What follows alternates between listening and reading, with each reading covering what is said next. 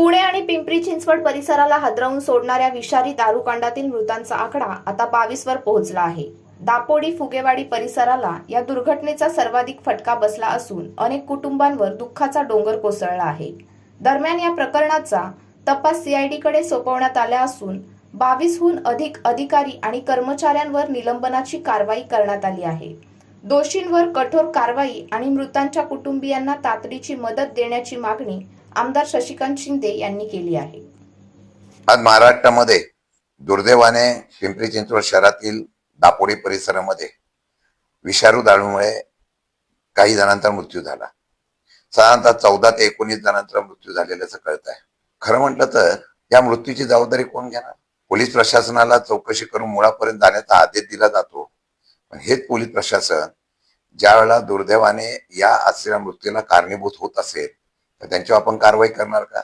पिंपरी चिंचवड नाही, हडपसर का काळेपाडा या ठिकाणी सुद्धा या दारूची विक्री करण्यात आली, तिथे सुद्धा 5 जणांचा मृत्यू झाला।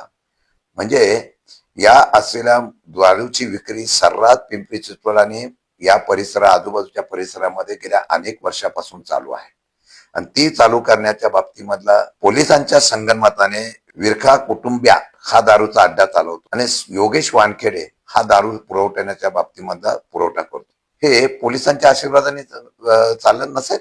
माणसं गेल्यानंतर जेव्हा आपण त्या ठिकाणी कारवाईचे आदेश देतो आणि परत एकदा गांभीर्याने सांगतो, मुख्यमंत्री महोदयांनी आजच या सर्व गोष्टीमध्ये जर या पोलीस प्रशासनाला राजकारणासाठी जुंपलं नाही, लोकप्रतिनिधी असतील, तिथले नेते कार्यकर्ते महाराष्ट्रातले सर्रासपणे पोलिसांना आपल्यासाठी वापरतात, राजकारणासाठी वापरतात। त्यामुळे तिथल्या पोलीस अधिकाऱ्यांचं बळ वाढलेलं आहे। सत्तारूढ पक्षाच्या लोकांना मदत करत असल्यामुळे आपलं कोणीही वाकडं काही करू शकत नाही, म्हणून अवैध धंदे सर्रास चालू आहेत, हप्तेबाजी सर्रास चालू आहे आणि त्याला पाठीशी घालण्याचं आणि त्याला संरक्षण देण्याचं काम जेवढा होतं त्यावेळेला कायदा सुव्यवस्था निर्माण होते। महिलांवर अत्याचार, मुलींवर अत्याचार, बेकायदेशीर दारू विक्री, त्याची बळी असतील, वेगवेगळ्या प्रकारच्या अनेक घटना एक तर ठिकाणी बघितलं, बुलढाण्यामध्ये एका मुलीला मृत घोषित केलेली होती, ती मुलगी जिवंत म्हणून आहे। म्हणजे कळस झालाय, म्हणजे पोलीस प्रशासनाला भीती राहिली नाही।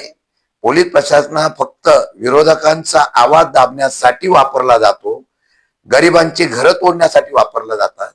जे कोणी जबाबदारी आहे त्या जबाबदारीवर तर कारवाई कराच, पण पोलीस प्रशासनाला कुठंतरी शिस्त लावण्याचा प्रयत्न करा, एवढीच कळकळीची विनंती। माणसं जातात, कुटुंब उद्ध्वस्त होतात, कोणीतरी जबाबदारी स्वीकारावी आणि कारवाई करावी एवढीच अपेक्षा आहे। नाहीतर हा महाराष्ट्र पूर्णपणाने नेस्तनाबूत होईल आणि त्या मृत झालेल्या कुटुंबांना शासनाच्या तर्फे मदत करावी आणि जे कोणी अशा प्रकारचे हप्ते घेऊन हा धंदा चालू करून देत होते त्या असलेल्या अधिकाऱ्यांपासून सगळ्यावर कारवाई करावी।